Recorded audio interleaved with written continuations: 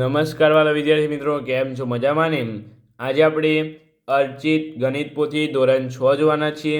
વિડીયોને like, share અને subscribe કરવાનું ભૂલતા નહીં. એમાં આજે આપણે આલેખ નંબર 7 અને 8 જોવાના છીએ. બરાબર, આગળ આપણે 1 થી 6 આલેખનું કમ્પ્લીટ રિવિઝન આપણે કરી દીધું. હવે આલેખ નંબર 7 આપણે લઈને આવી ગયા છીએ વિદ્યાર્થી મિત્રો.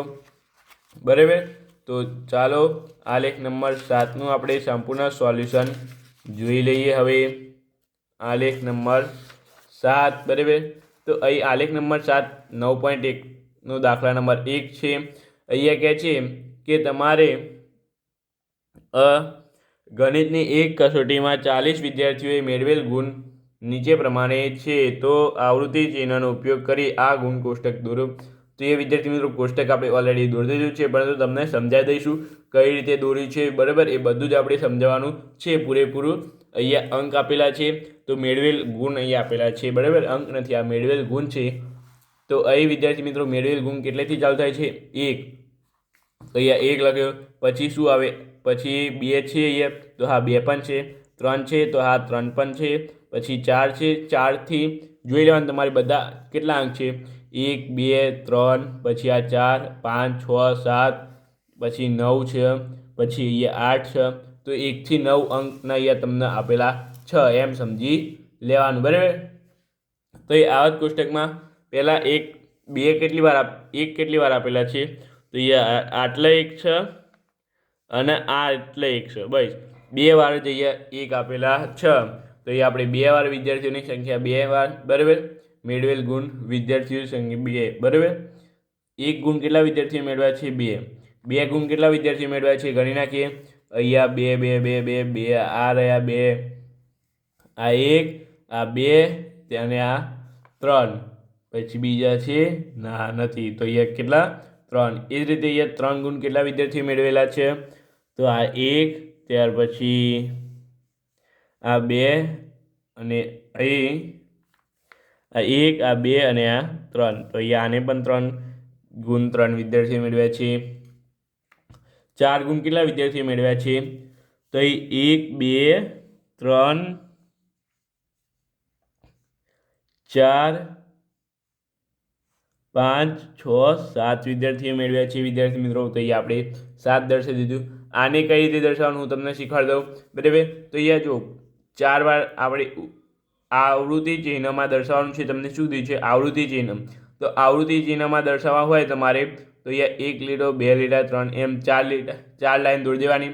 4 લાઈન દોર્યા પછી 5મી લાઈન દોરવાની આવે ને ત્યારે આના ઉપર આમ ક્રોસ લાઈન દોરવાની. બરાબર, તો આ તમે ખ્યાલ રાખજો. તો અને ક્રોસ લાઈન દોરી જાય પછી પણ આવે તો અહીંયા બાજુમાં પાછું એવું કરવાનું 1 2 3 4 દોરીને પાછી ક્રોસ લાઈન. બરાબર, તો એ રીતે તમારે કરવાનું. અહીં મેળવેલ ગુણ 1 ગુણ કેટલા વિદ્યાર્થીઓ મેળવ્યા છે? 2. 2 ગુણ કેટલા વિદ્યાર્થીઓ મેળવ્યા છે? 3. 3 ગુણ કેટલા વિદ્યાર્થીઓ મેળવ્યા છે? 3. 4 ગુણ કેટલા વિદ્યાર્થીઓ મેળવ્યા છે? 7. 5 ગુણ કેટલા વિદ્યાર્થીઓ મેળવ્યા છે? અહીંયા તો 6. આમાંથી શોધીને જ અહીંયા તમારે આવૃત્તિ ચિહ્નો લખવાના છે. એ જ રીતે અહીંયા તમારે 6 ગુણ કેટલા વિદ્યાર્થીઓ મેળવ્યા છે? 7. 7 ગુણ કેટલા વિદ્યાર્થીઓ મેળવ્યા છે? તો આ 5. 8 ગુણ કેટલા વિદ્યાર્થીઓ મેળવ્યા છે? તો આ 4. 9 ગુણ કેટલા વિદ્યાર્થીઓ મેળવ્યા છે? તો આ 3. અને હા વિદ્યાર્થી મિત્રો, તમારે છેલ્લે કુલ ટોટલ કરી દેવાનું વિદ્યાર્થી મિત્રો. બરાબર, આ બધાનું ટોટલ કેટલું થવું જોઈએ? અહીંયા તમને રકમમાં જ આપેલું છે 40. તો આ 40 થવું જોઈએ વિદ્યાર્થી મિત્રો. બરાબર, તો જોઈ લઈએ થાય છે કે નહીં. બરાબર, 2 ને 3 5, 5 ને 3 8, 8 ને 7 15, 15 ને 6 21, 21 ને 7 21 ને 7 28, 28, 28 ને 5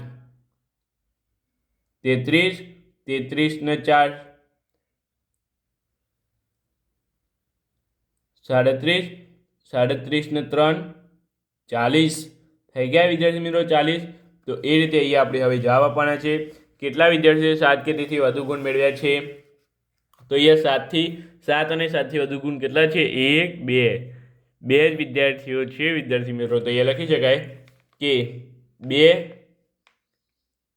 વિદ્યાર્થીઓ એ 7 કે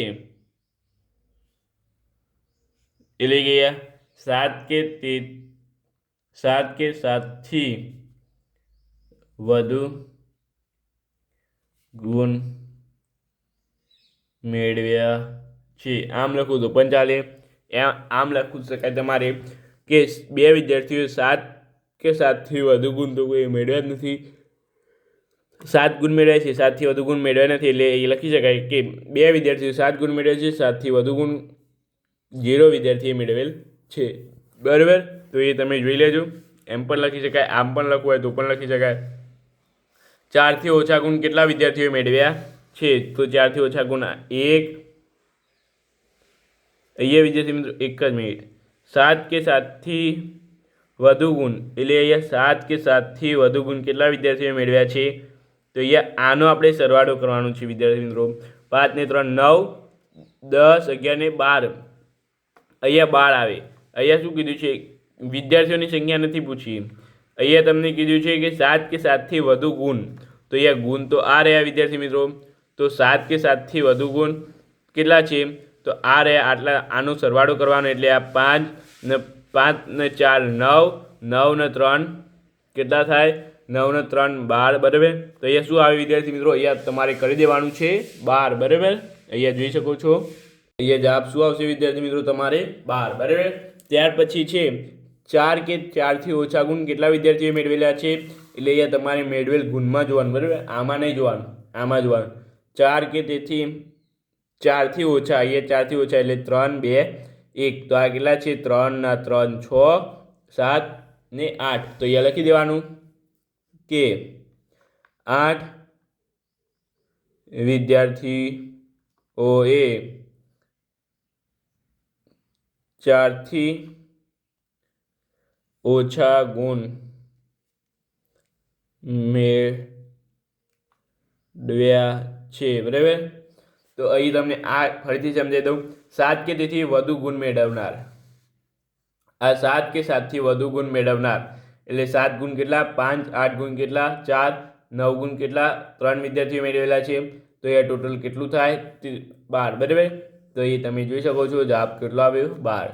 એ જ રીતે આગળ આપણે હવે જોઈ લઈએ ફરીથી. આવો આલેખ એક મસ્ત. અહીંયા છે 9.1 દાખલા નંબર 2. બરાબર, આલેખ નંબર 8. અહીંયા તમને કીધું છે ધોરણ 6ના 30 વિદ્યાર્થીઓને મીઠાઈની પસંદગી કરવામાં આવી છે. તો લાડુ, બરફી અહીંયા આપેલું છે. લાડુ, બરફી, જલેબી અને રસગુલ્લા છે. તો અહીંયા તમારે આવૃત્તિ ચિહ્નો લખવાના છે વિદ્યાર્થી મિત્રો. કંઈ વાંધો નહીં, ચાલો લખી દઈએ. તો હવે અહીંયા જોઈ લઈએ આપણે. ટોટલ 30 થવા જોઈએ હો વિદ્યાર્થી મિત્રો. આ લાડુ, બરફી ને બધું જ થઈને તો જોવું પડશે. હવે લાડુ કેટલા છે પહેલાં અહીંયા લખી દઈએ. અહીંયા લાડુ 1, બરફી 1, લાડુ ફરી પાછા આવ્યા, જલેબી આવ્યું, લાડુ ફરી પાછા આવ્યા, રસગુલ્લા, હા, પછી જલેબી, લાડુ, બરફી, ત્યાર પછી રસગુલ્લા, પછી લાડુ પાછા આવે એટલે 4 વાર થઈ ગઈ ને વિદ્યાર્થી મિત્રો. પાછું 5મી વાર લાડુ આવે એટલે આપણે 5મો ડેશ માળ્યો. બરાબર, તો અહીં કેટલા આવ્યા હતા?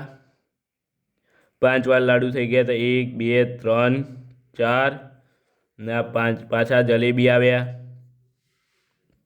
બરાબર, પાછી જલેબી આવી, પાછા રસગુલ્લા, પાછા લાડુ નવા આવ્યા. હવે રસગુલ્લા, જલેબી 4 વાર થઈ ગઈ એટલે અહીંયા 5 વાર. બરાબર, પાછા લાડુ આવે, અહીંયા રસગુલ્લા 4 વાર થઈ ગયા એટલે અહીંયા 5 વાર. પાછા લાડુ, બરાબર, પાછા લાડુ, પાછી બરફી, પાછા રસગુલ્લા, રસગુલ્લા, પાછી જલેબી, પછી અહીંયા રસગુલ્લા પાછા આવ્યા, લાડુ 4 વાર થઈ ગયા એટલે 5 વાર. પાછા રસગુલ્લા અહીંયા આવ્યા, જલેબી આવી અને અહીંયા લાડુ આવ્યા. બરાબર, તો અહીં લખી દઈએ હવે વિદ્યાર્થીઓની સંખ્યા. અહીંયા 5 ને 10 ને 1 11. બરાબર, આ થયા 11. બરફી કેટલા? 3 વિદ્યાર્થી. પછી અહીંયા 5 ને 3, 5 ને 2 7. જલેબી એને અહીંયા 2 ને 2 5, 6, 7, 8, 9 અહીંયા થયા 9 વિદ્યાર્થી, બરાબર. હવે ગણતરી મારીએ આપણે, તો આ થાય 7 ને 3 10, 10 ને 11 21, 21 ને 9 30, બરાબર થઈ ગઈ 30. તો એ લખી દઈએ કઈ મીઠાઈ સૌથી વધારે લોકોને પસંદ, સૌથી વધારે કઈ છે, તો લાડુ. તો એ લખીએ કે લાડુ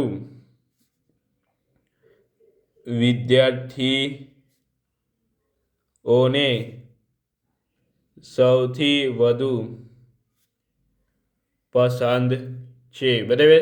ત્યાર પછી કઈ મીઠાઈ વિદ્યાર્થીઓને સૌથી ઓછી પસંદ છે, તો અહીં બરફી, બરાબર. બરફીની સૌથી ઓછી સંખ્યા અહીંયા આવી છે, તો એ લખી શકાય કે બરફીની મીઠાઈ વિદ્યાર્થીઓને સૌથી ઓછી પસંદ છે, બરાબર વિદ્યાર્થી મિત્રો. ત્યાર પછી જલેબી કેટલા વિદ્યાર્થીઓને પસંદ છે, તો જલેબી 7 વિદ્યાર્થીઓને પસંદ છે, તો એ લખી શકાય કે જલેબી 7 વિદ્યાર્થીઓને પસંદ છે, બરાબર. તો આ થઈ ગયો આપણે આલેખ નંબર 7 અને 8. વિડીયો કેવો લાગે વિદ્યાર્થી મિત્રો? વિડીયો સારો લાગ્યો હોય તો વિડીયોને લાઇક, શેર અને સબસ્ક્રાઈબ કરવાનું ભૂલતા નહીં. તો ચાલો આપણે મળીએ નવા વિડીયો સાથે. Thank you so much. Video જોવા બદલ તમારો ખૂબ ખૂબ આભાર.